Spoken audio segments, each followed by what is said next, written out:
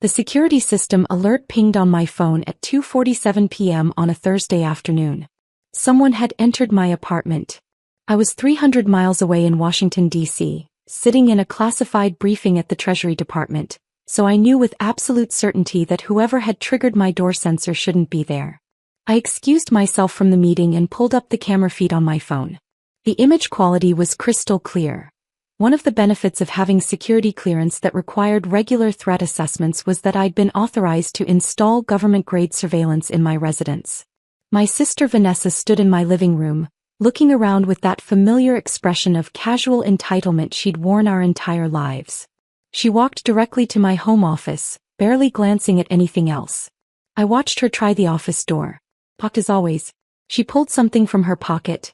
It looked like a tension wrench and pick set. Where had she learned to pick locks? It took her 4 minutes. Not bad for an amateur. The door swung open and she disappeared inside. My jaw clenched. I pulled up the office camera feed. Vanessa went straight to the wall safe behind my desk, the one concealed behind the framed map of the Treasury Department's organizational structure. She'd obviously been in my office before when I wasn't home, probably during one of her surprise visits, when she'd used the emergency key I'd given our parents. I watched her examine the safe's electronic keypad. She tried several combinations. Our mother's birthday. Our father's birthday. Her own birthday. All incorrect. Then she pulled out her phone and made a call. After a moment she held the phone up to the safe's keypad. Some kind of hacking app probably. I made a mental note to report this to building security and update my systems. 5 minutes later the safe clicked open. Vanessa's face lit up with triumph as she swung the door wide. She reached inside and pulled out the sealed document folders I'd stored there. Her expression shifted to confusion as she examined them. These clearly weren't what she'd expected to find. I knew exactly what she was looking at. 3 folders containing bearer bonds issued by the United States Treasury. Total face value, $500,000. Protected government securities that I'd been authorized to hold as part of my work as a Treasury Department financial analyst specializing in securities fraud investigation. She couldn't possibly understand what she was holding. To an untrained eye, they probably looked like fancy certificates or maybe old stock papers. I watched her stuff the folders into her oversized purse, close the safe and hurry out of my apartment. I sat very still for a long moment, processing what I'd just witnessed. Then I made 3 calls. First to my direct supervisor at Treasury. Then to the Treasury Inspector General's office. Finally to the Secret Service Financial Crimes Task Force. All 3 had the same immediate reaction. Lock down everything, report the theft through official channels, and do not attempt to recover the securities myself. Those are registered instruments, my supervisor said, his voice tight with tension. Serial numbers tracked in the federal database. If anyone tries to cache them or transfer them, the system flags it automatically. But Sarah, your sister just committed a federal crime. Multiple federal crimes. You understand that? I understand. Treasury takes theft of government securities extremely seriously. This isn't something we can look the other way on. I'm not asking you to. I'm reporting a theft of protected federal instruments. Follow standard protocol. There was a pause. The response team will be thorough. And fast. Good. I ended the call and returned to my briefing, though I barely heard a word of the presentation. My mind was replaying the security footage, watching my sister systematically break into my home and steal $500,000 in government securities. Vanessa had always been the golden child. Beautiful, charming, effortlessly social in ways I'd never managed. Our parents adored her. She'd married young to a moderately successful dentist, had 2 picture-perfect children, and lived in a McMansion in the suburbs that our mother loved to brag about to her friends. I, on the other hand, had been the difficult daughter. Too serious, too focused on my career, too uninterested in traditional family milestones. I'd joined the Treasury Department straight out of graduate school with a master's degree in forensic accounting. Spent 8 years working my way up through increasingly classified positions. My current role involved tracking international securities fraud and money laundering schemes. My family had no idea what I actually did. When they asked about my job, I gave vague answers about financial analysis and government work. They assumed I was some kind of low-level bureaucrat pushing papers in a cubicle. They'd certainly never asked why I maintained a high-security clearance or why armed federal agents occasionally showed up to conduct security interviews with my neighbors. I caught the next train back to Philadelphia, arriving at my parents' house at 7 that evening. Vanessa's Range Rover was parked in the driveway, along with our parents' sedan and Uncle Mike's pickup truck. A family dinner, apparently. Perfect. I used my key and walked in to find everyone gathered in the dining room. Vanessa sat at her usual spot, looking radiant in a designer dress that probably cost more than my monthly rent. Her husband Derek sat beside her, checking his phone. Our parents were bringing dishes from the kitchen while Uncle Mike poured wine. Sarah. Mom's face registered surprise. I didn't know you were coming for dinner. Surprise visit, I said, keeping my voice light. I had some time off and thought I'd drive up. How wonderful. Set another place, honey, she called to Dad. It's so rare we get both our girls here together. Vanessa looked up from her phone and smiled at me. That perfect, practiced smile she'd perfected in high school. Hey big sister. How's the office job treating you? Busy. You know how government work is. I really don't. She laughed and Derek chuckled along with her. All those bureaucratic forms and procedures. I don't know how you stand it. I sat down across from her. It has its moments. How have you been? Wonderful, actually. She exchanged a meaningful glance with Derek. We've been making some exciting financial decisions lately. Investment opportunities. Oh. I kept my expression neutral. What kind of investments? Just some securities Derek's financial advisor recommended. Very sophisticated stuff. Probably too complex to explain. But the returns are supposed to be excellent. My parents returned with the last of the dinner dishes. Dad started carving the roast while Mom settled into her seat with a satisfied sigh. Vanessa was just telling us about her new investments, Mom said proudly. Derek's firm is doing so well. They're really building wealth for the future. College funds for the kids, Vanessa added, reaching for her wine glass. We want to make sure they have every opportunity. That's important, I agreed. Where did you get the capital for these investments? That must require significant funds. Derek cleared his throat. We've been saving aggressively. Making smart choices. Right. Vanessa's smile widened. Actually, I have to thank you, Sarah. Thank me. I stopped by your apartment earlier this week. I used that emergency key Mom and Dad have. I hope you don't mind. I was in the neighborhood and thought I'd borrow that book you mentioned. She hadn't mentioned any book. We both knew she was lying. Did you find what you were looking for? I asked quietly. I found your little safe, actually. Behind that boring map in your office. And since you never got around to changing the combination from Mom's birthday, which is frankly terrible security by the way, I took a peek inside. Mom and Dad exchanged confused glances. Vanessa, what are you talking about? Sarah's been hiding cash in a safe. Vanessa laughed. Well, not cash exactly. Some kind of old bonds or certificates. They looked ancient, probably something Grandpa left her. And since Sarah clearly wasn't doing anything with them, just letting them sit there gathering dust, I figured she wouldn't mind if I borrowed them. The room went very quiet. Borrowed them, I repeated. For the college fund. Those papers were just sitting in your safe doing nothing. But Derek's advisor says they can be cashed and reinvested for actual returns. We're helping you really. Otherwise you'd just leave them there forever. She pulled the folders from her purse. She'd actually brought them to dinner like trophies and set them on the table. See? Just some old government bonds or something. The advisor says they're probably worth a few $1,000s. Maybe $10,000 if we're lucky. Still nothing to sneeze at. Derek leaned forward to examine the documents. These do look legitimate. The firm should be able to process them next week. Vanessa. My voice was very calm. Did you break into my home? Don't be dramatic. I used a key.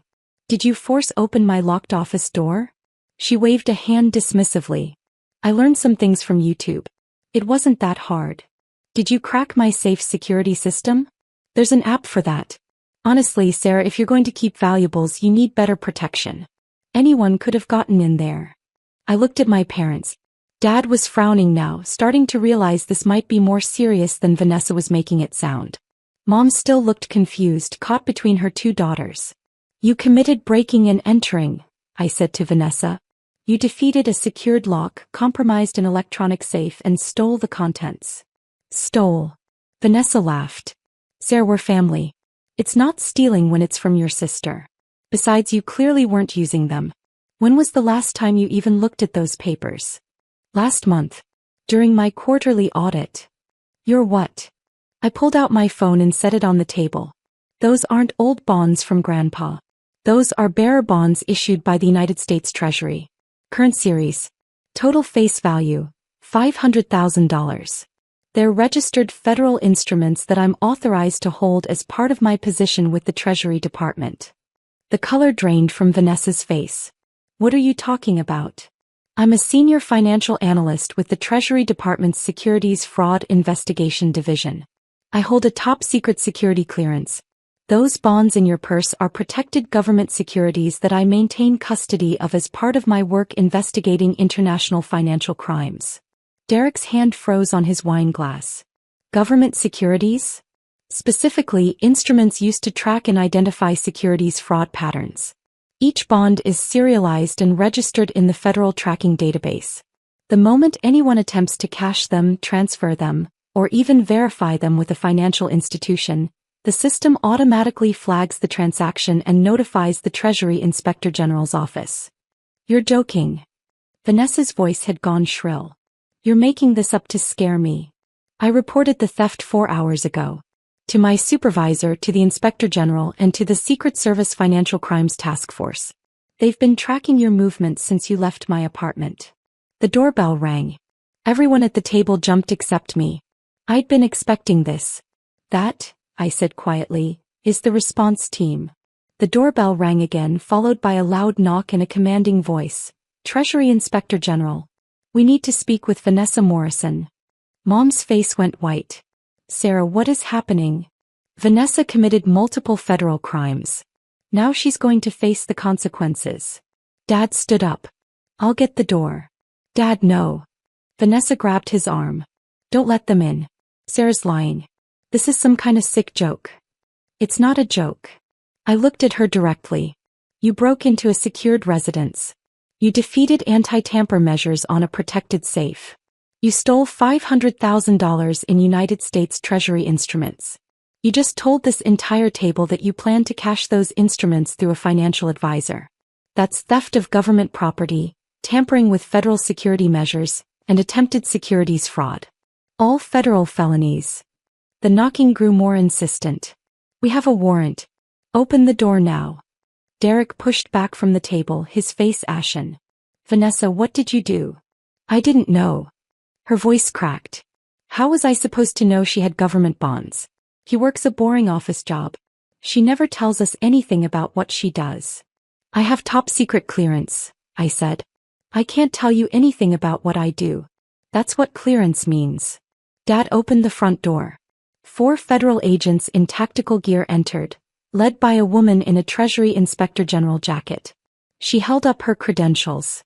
I'm Special Agent Lisa Martinez, Treasury Inspector General. We have a warrant for the arrest of Vanessa Morrison and the recovery of stolen federal securities. She looked directly at Vanessa. Ma'am, I need you to stand up and step away from the table. This is insane. Vanessa was crying now. They're just papers. Sarah's my sister. This is a family issue.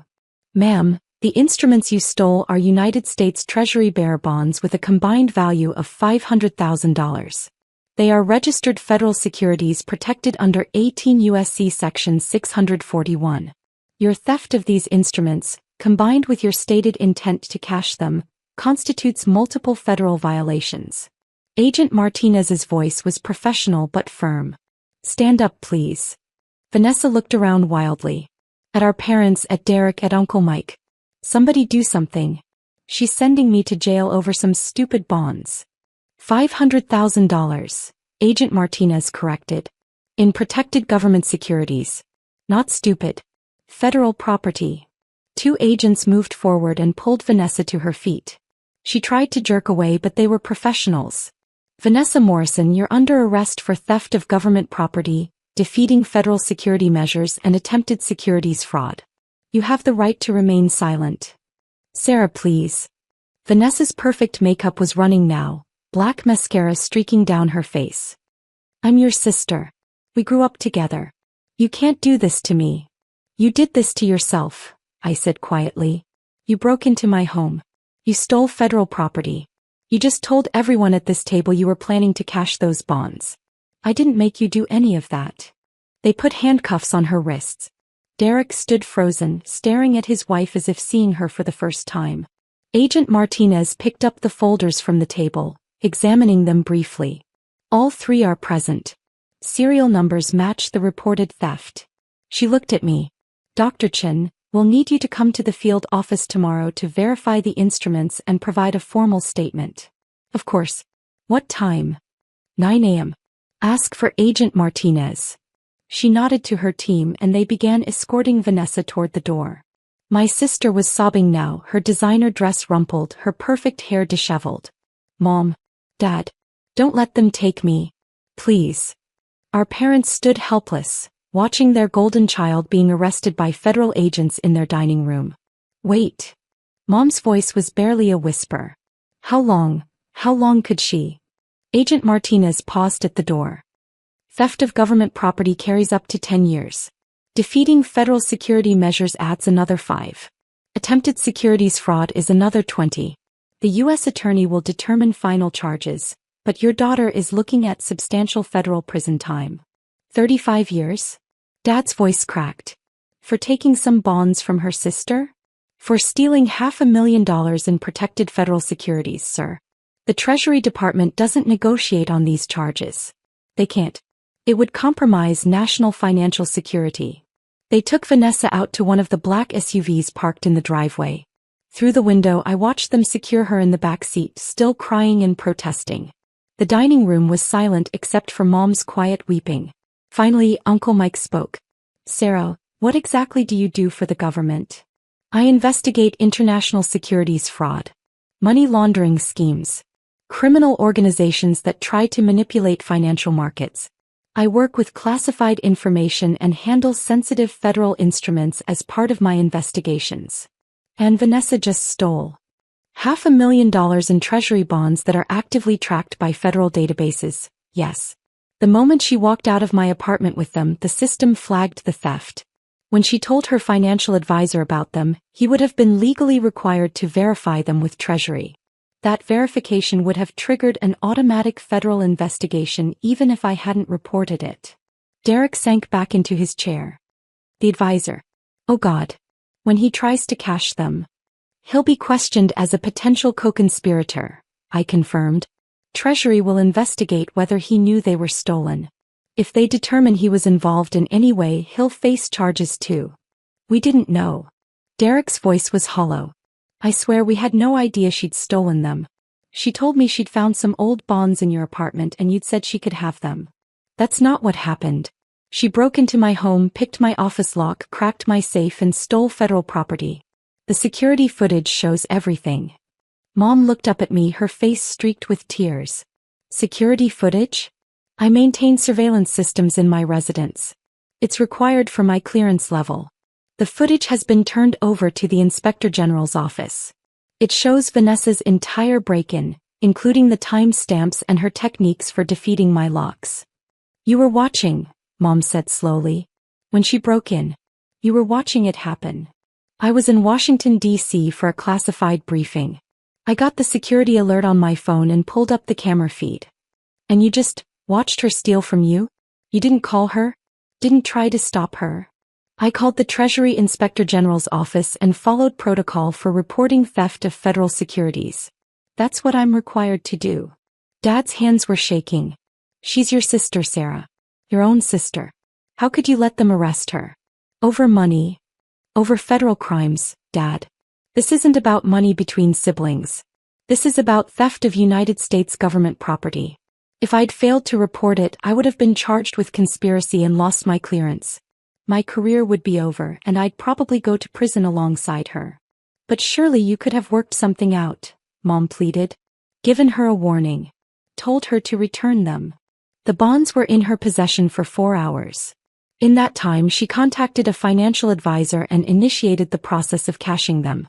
That's attempted securities fraud. There's no working it out with federal charges. The law doesn't care that we're related. Uncle Mike rubbed his face. Jesus Christ. Vanessa always did think the rules didn't apply to her. They don't usually, I said. Because you've all spent our entire lives making excuses for her. Smoothing things over. Fixing her mistakes. But you can't smooth over federal crimes. The Treasury Department doesn't care that she's pretty or charming or that Mom and Dad love her more. That's not fair, Mom said sharply. We don't love her more. Don't you? I looked around the table. When's the last time any of you asked about my work? My life? When's the last time you visited my apartment or expressed any interest in what I do? You've been to Vanessa's house dozens of times. I've been living in Philadelphia for 8 years and you've visited twice. The silence answered for them. Vanessa assumed my work was meaningless because you all assumed my work was meaningless. She thought those bonds were just old papers because none of you ever considered that I might have anything of value. That I might be successful. That my career might actually matter. Sarah. Dad started but I cut him off. I hold a top-secret security clearance. I make $167,000 a year.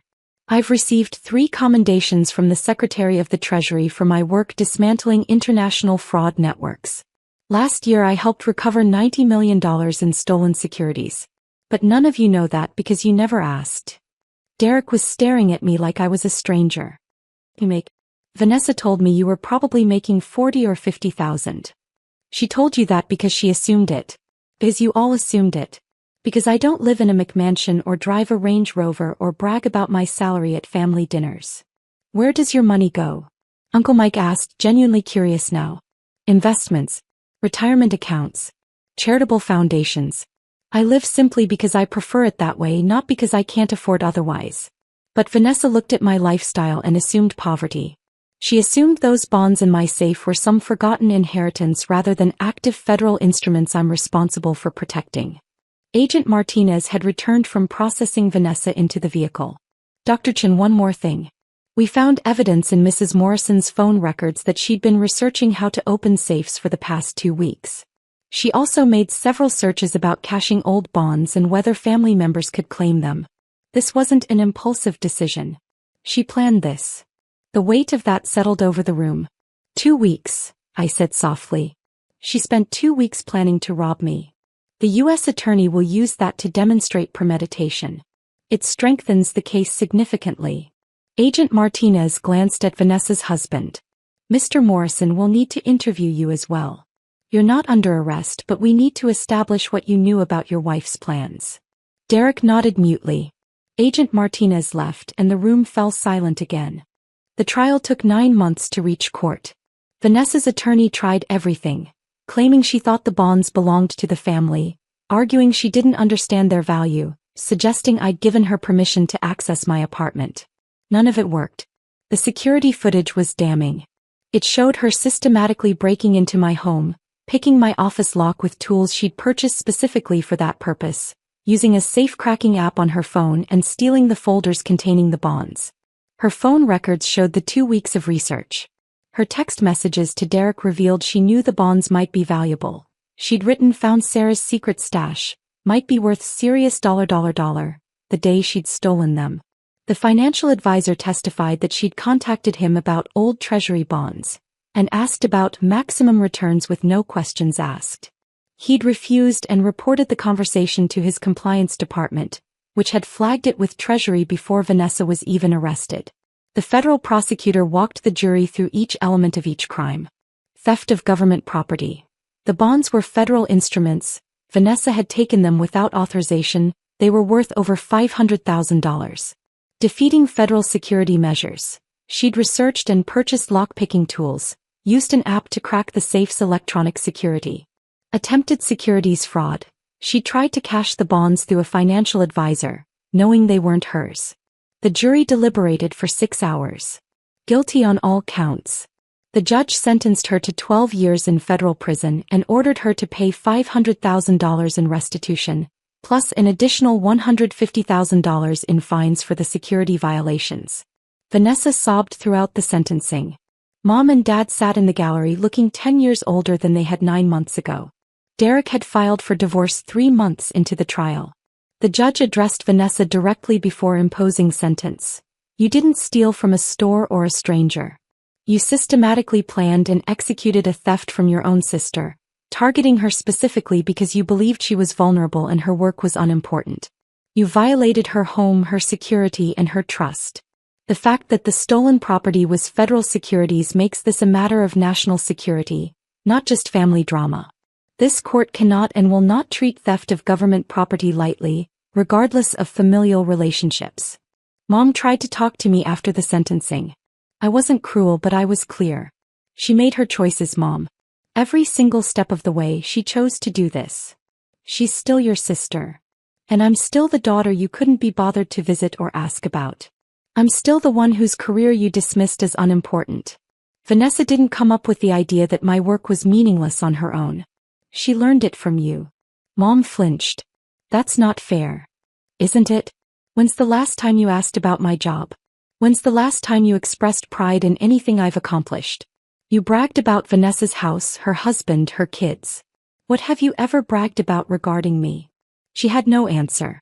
3 years after Vanessa's arrest, I was promoted to senior supervisory analyst, overseeing a team of 12 investigators working on international securities cases.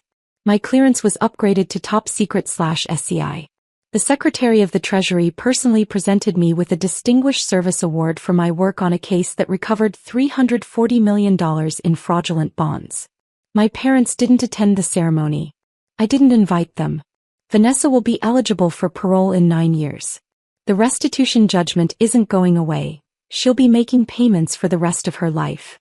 Her house was foreclosed. Derek remarried. The kids live with him and barely speak to their mother. Sometimes I wonder if she finally understands what she stole.